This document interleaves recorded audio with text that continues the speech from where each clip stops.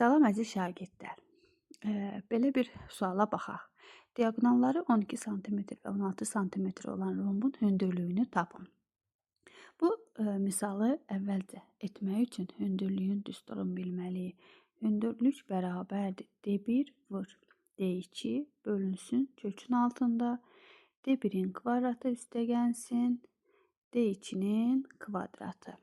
Və bizə diaqonalları verib. Diaqonal 12 və 16-dır. Heç bir şey yerinə qoyub hesablayıram. Hündürlük bərabərdir.